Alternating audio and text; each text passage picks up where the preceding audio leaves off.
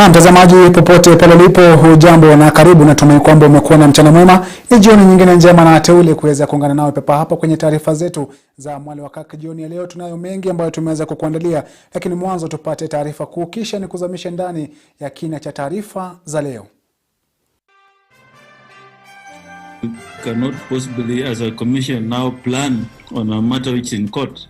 IEBC yafutilia mbali tathmini ya mipaka kabla ya mwaka 2022 kama ilivyopendekezwa na mswada wa BBI. Particulars of offense are that on the night of 8 and 9 March.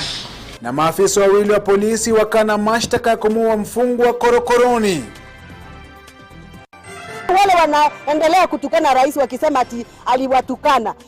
Wacha nikuaulize, kama wewe ungekuwa rais na watu wanakutukana kwa TV. Karata za siasa mwaka 2022, Gathoni wa Mushomba muasi rais na kujiunga na kambi ya naibu wa rais William Ruto.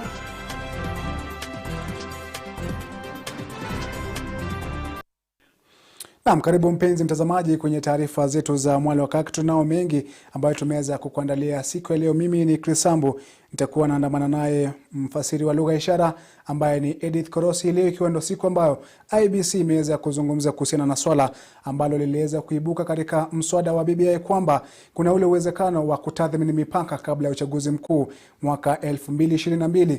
Ule mswada wa BBI ukipendekeza kwamba zipo yale maeneo bunge 70 ambayo yalifaa kubuniwa katika muda wa miezi chache kabla ya uchaguzi mkuu, ambapo IEBC leo katika mkutano na kamati ya bunge imeweza kusema kwamba haiwezi kutekeleza ile tathmini ya mipaka ya maeneo bunge 70. Mtazamaji, ni taarifa kuu ambayo imeweza kuibuka leo, na kama anavyotuarifu mwanahabari wetu Vincent Kirosi ni kwamba tume hiyo ya IEBC na mipaka imeweka wazi kwamba haitawezekana kufanya shughuli ya kubuni mipaka upya kulingana na sheria kabla uchaguzi mkuu mwaka ujao, na kama anavyoarifu Vincent Kirosi, shughuli hiyo huenda kairishwa hadi mwaka 2024.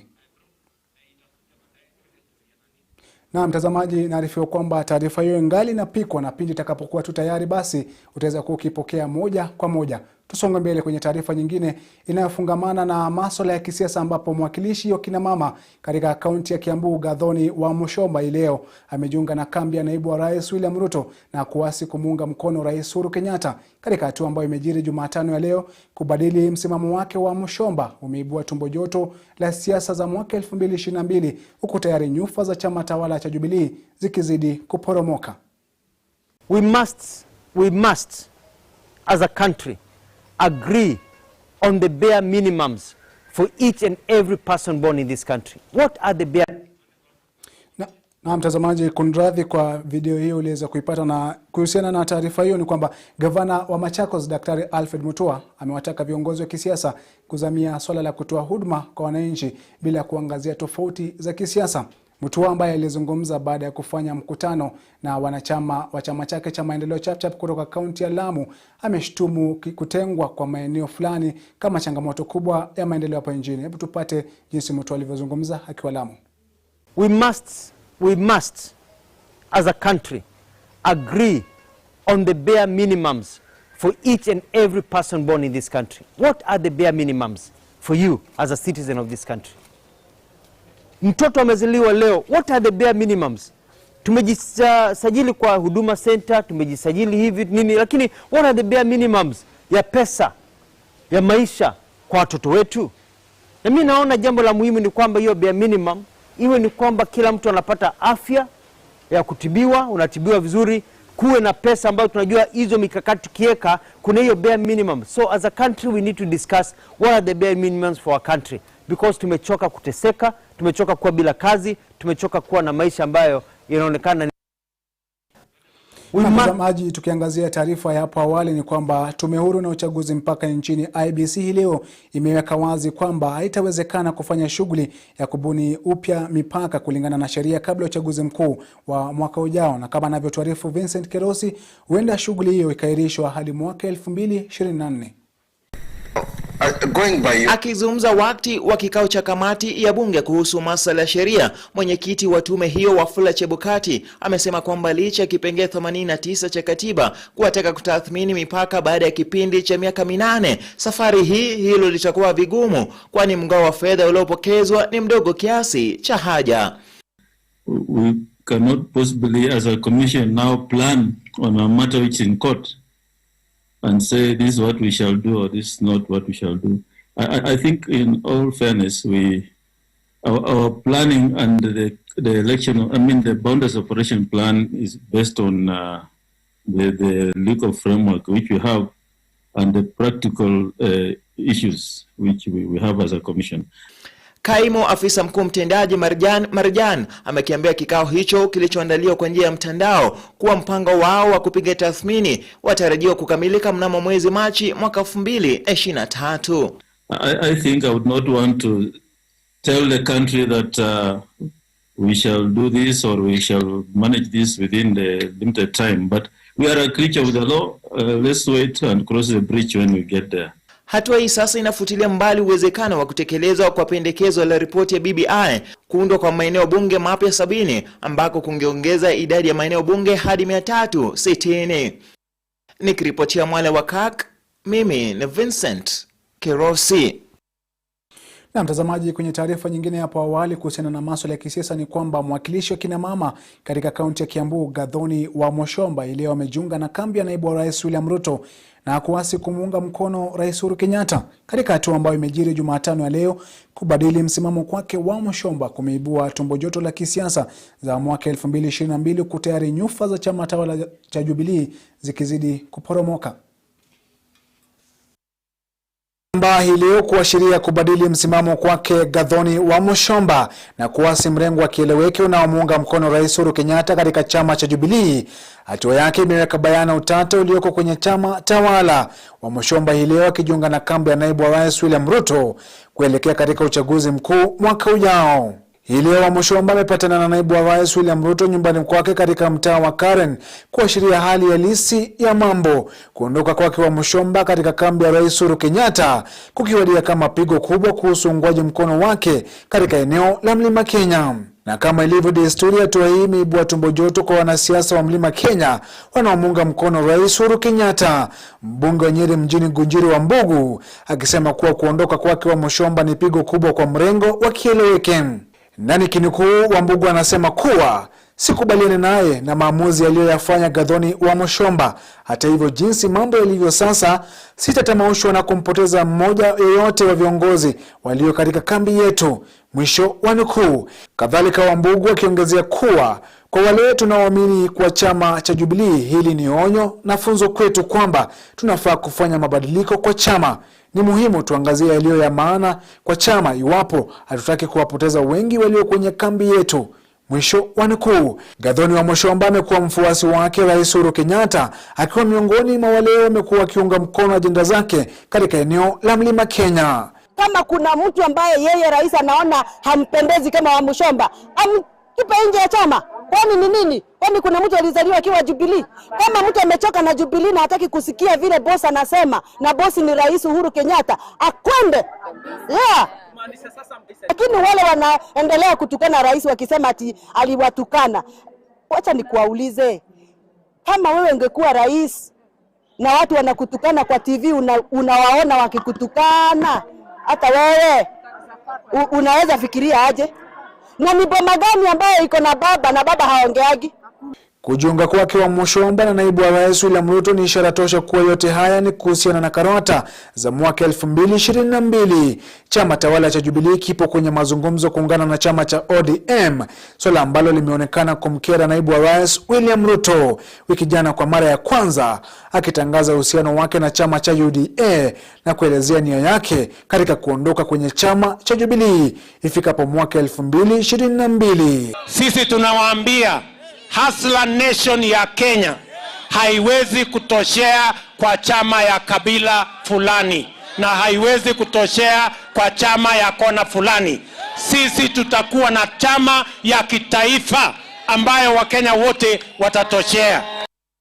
Na mtazamaji, tuachane na hayo ya kisiasa, tuangazie taarifa nyingine ambapo polisi katika kaunti ya Murang'a wamenasa bangi ya dhamani ya shilingi 500,000 ambayo ilikuwa ikisafirishwa hadi jijini Nairobi ndani ya lori. Lori hilo lilikuwa likitoka Mwale katika kaunti ya Marsabit, kama jinsi mwanahabari wetu Cornelia Somuse anasimulia. Maafisa wa usalama waliokuwa wakishika doria katika barabara ya Kenol kuelekea Sagana Vilevile walimnasa dereva wa lori hiyo na msaidizi wake na watafikishwa mahakamani pindi tu upelelezi utakapokamilika. Kamanda wa polisi wa eneo la Murang'a Kusini Alexander Lusara amesema kwamba maafisa wa polisi walipata lori hilo likiwa limeegezwa kando ya barabara huku wawili hao wakijaribu kurekebisha gurudumu. It was traveling from Mwale heading to Nairobi and it was carrying sand. So reaching at Kenol, it had developed a tire burst. When changing the tire burst, we discovered that they didn't want to place the spare tire. Dereva huyo na msaidizi wake waliamua kurekebisha gurudumu la lori hilo licha ya kuwa na gurudumu mbadala, jambo lililopelekea maafisa wa polisi kuwa na shauku. When we asked him the reasons why they don't want to use the spare wheel, he said that sent for a spare wheel to Nairobi. So we suspected that there was something fishy. When we opened the spare wheel, we got some substance likely to be bunk. Kamanda huyo wa polisi vilevile amedokeza kwamba maafisa wa polisi walifaulu kupata kilo 48 za bangi zilizokuwa zimefichwa ndani ya gurudumu mbadala. 48 kilograms of a street value of 480,000 shillings. On inquiry, the driver and the conductor could not explain, so we arrested them, detained them at Keno police station, and continued with the thorough search of the vehicle. We shall urge, this is a dangerous substance and it has caused a lot of damage. Wakati huo serikali imetoa onyo kali kwa madereva ambao wanazidi kutumika katika kusafirisha madawa ya kulevya, akisema kwamba mikakati imewekwa ili kukabili mwenendo huo. Cornelius Omuse, Mwale wa Kirk. Na mtazamaji, dakika 17 zimeweza kukatika baada ya saa 1 juu ya alama. Napata fursa ya kwenda kwenye mapumziko yetu ya kwanza, patani taarifa za Mwale wa Kirk, lakini usibanduke uliko, maana yake nikirejea yapo mengi ya kukujuza.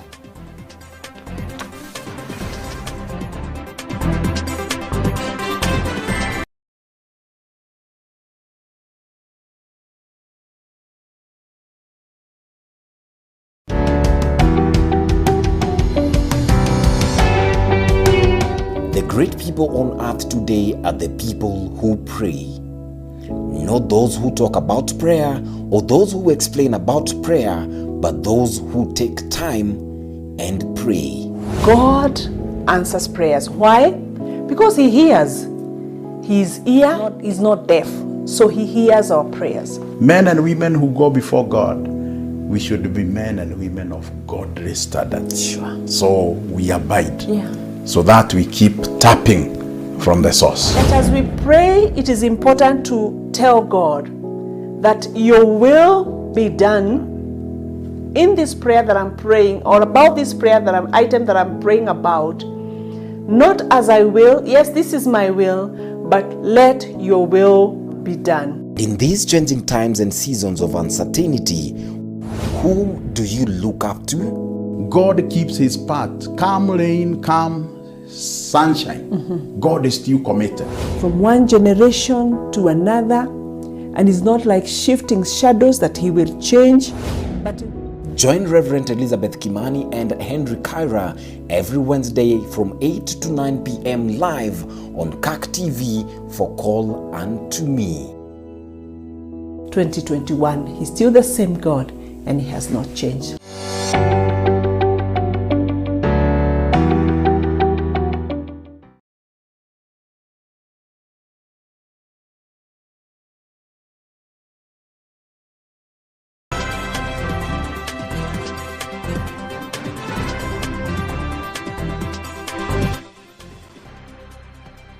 Mtazamaji, tuendelee kuangazia taarifa zaidi. Tukisonga mbele ni kwamba Waziri Eugene Wamalwa amezindua mradi wa ushirikiano na Umoja wa Mataifa ya Europa na serikali ya kaunti ya Tana River ili kupambana na changamoto za usalama wa chakula na lishe bora pamoja na ubadili wa hali ya anga katika kaunti hiyo. Nataka nishukuru kwa niaba ya serikali kuu, partners wetu wa EU kwa ile support ambayo imekuja kupitia mpango ambao tunazindua siku ya leo. Shirika la European Union limezindua shilingi milioni 540 zinazolengwa kutumika katika kupambana na athari za mabadiliko ya hali ya hewa katika kaunti ya Tana River. Union and implemented by a consortium led by CISP and thank you for being here, in close cooperation with the county government and the National Drought Management Authority, NDMA. Mradi huo kwa jina Community Resilience Building in Livelihood and Disaster Risk Management, kwa kifupi REBUILD, unatarajiwa kuzingatia kukuza ukulima unaostahimili hali ya anga. These activities will complement our long-term support to the National Drought Management Authority, which has been active in Tana River with drought preparedness projects including livestock, water supply, health, peace and security, and education. Waziri Eugene Wamalwa aliyezindua mradi huo alieleza kuwa amezindua miradi mitano chini ya miezi 8 kwa ushirikiano na European Union katika kaunti za maeneo kame na nusu kame. Na ni kaunti 4 ambazo zinafaidika na mpango huu, kila kaunti kipata zaidi ya milioni 500. Kuna kaunti ya Isiolo, tumekuwa kule juzi na nikazindua mpango kama huu. Tulianzia kule Baringo pia, hiyo kaunti ya Baringo. Ingawa Tana River imekumbwa na changamoto nyingi, baadhi zikiwa ubadili wa hali ya hewa kama ukame na mafuriko mara kwa mara, uvamizi wa nzige pamoja na janga la COVID-19, kaunti hiyo inatarajiwa kuinuka na kuimarika kupitia kwa miradi hii hasa ya kilimo mahiri. It is so clear that the effects of climate change in Tana are the major contributors to the effects, to the indices of poverty, food insecurity, and the rest of the support to the society, including education. Wakazi ambao wananufaika na miradi hii walijitokeza kuonyesha miradi tofauti wanazoendelea kuzifanya. Bei ya soko, kusema kweli, hii group ambayo tumeform kubwa ambayo inaitwa Tana Delta Conservation Network imefungua mahali ambapo panaitwa Collecting Center Minjila. Ofisi yetu inapatikana pale Minjila Maridhiano. Kwa hivyo zile groups kule nyanjani tukitoa asali tayari tuko na soko. Asilimia 60 ya watakaonufaika inatarajiwa kuwa wanawake. Shule 16 zilizo na watoto 4800, mashirika ya kijamii 36, pamoja na vikundi vya wanawake 54. This is why the European Union is supporting the Enabling Drought Emergencies program that aims at promoting secure and sustainable livelihoods of households through interventions that increase income and protect loss of productive assets as a result of the changing climatic shocks and frequent droughts. Njeri Mwangi, Mwale wa Kirk. Na mtazamaji, tukisonga mbele ni kwamba waziri wa fedha katika kaunti ya Machakos Francis Maliti ameilaumu wizara ya fedha nchini ya uongozi wa balozi Ukur Yatani kwa kushindwa kutoa shilingi bilioni 1 ambayo ilitengwa katika kaunti hiyo. Malalamishi ya Maliti yanajiri wakati kaunti mbalimbali zinazidi kuwasilisha makadirio ya bajeti ya mwaka 2021-2022 kama jinsi mwanahabari wetu Cornelia Somuse anaarifu kwa taarifa hii.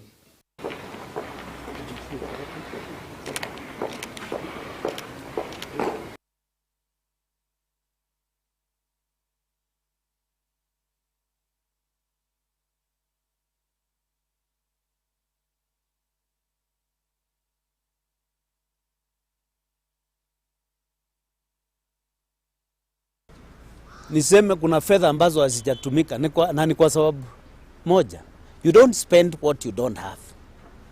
That money was supposed to land to us from the national government, lakini haijafika. Yeah?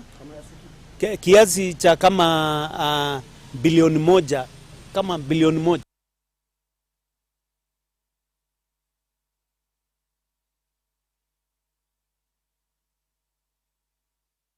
Tukisonga kwenye taarifa nyingine ni kwamba soko la Ngoliba katika kaunti ya Kiambu linatarajiwa kufunguliwa hivi karibuni baada ya kufungwa kwa zaidi ya miaka 3. Soko hilo linadaiwa kufungwa kwa ajili ya ukosefu wa huduma za kijamii kama vile vyoo na maji safi ya kunywa. Hii soko hata nilishangaa kuona kwa TV hilo soko imejengwa kubwa, nikaona mahali pengine imejengwa, nikauza kwa nini yetu aje. Tunaweza omba hata sisi au NGO wakuje watujengee soko ikiwa kubwa kama hiyo ghorofa itatufaidi na tutakuwa wengi juu sisi wote tutakuwa hapa. Soko la Ngoliba kutarajiwa kufunguliwa hivi karibuni ni habari zilizowatia moyo wafanyabiashara katika eneo la Ngoliba. Mimi yangu ni kushukuru kwa ajili ya kufunguliwa hii soko kwa ajili wakati mwingi tumekuwa tukifanyia kazi huko nje, na hata hii soko ikakaa kama iko imeachiliwa, haifanyiwi kazi. Wafanyabiashara hawa ambao hawajakuwa na mahala rasmi pa kufanyia biashara kwa muda wa zaidi ya miaka 3 sasa, wametoa shukrani zao kwa serikali ya kaunti ya Kiambu. Kushukuru serikali ya kaunti ya Kiambu kwa kutufungulia hii soko. Tumegojea miaka mingi tumegojea, tukiahidiwa itafunguliwa, lakini sasa nimeona kuna dalili soko itafunguka. Soko hilo ambalo linadaiwa kufungwa kwa ajili ya ukosefu wa huduma za kijamii, sasa linaendelea kujengwa ili kuwapa nafasi wafanyabiashara ambao wamekuwa wakitekeleza biashara zao kando ya barabara kuu ya Thika kuelekea Garissa. Tumefurahi sana kwa kufunguliwa hii soko, kwa vile tulikuwa tunauzia pale kwa barabara, saa nyingine tutaweza kanyangiwa hapo na gari, kuna fubi. Nitujengewe hii soko vizuri, ikuwe soko digital, ndio kila mtu aweze kujisikia huru, na pia City Council wakuwe involved kwa ajili ya mambo kama usafi na kupanga watu vizuri, ndio tuweze kufanya kazi vilivyo. Wafanyabiashara hao wameendelea kuiomba serikali ya kaunti kuwahusisha katika kufanya maamuzi pamoja na kugawa vituo ndani ya soko hilo kwa njia ya haki. Tunataka tukue involved kwa mpango yoyote yenye itakuwa ikiendelea kwa hii soko. Kwa hivyo kama soko itafunguliwa, kuhakikishwa kabisa pande ile hakuna mtu atauzia soko, na tutafaulu kuhakikisha wamama wale wamama wetu wako hapa kwa soko, lakini hakuna wamama wengine watauzia huko kwa barabara, wote wakae pale pamoja. Njeri Mwangi, Mwale wa Kirk.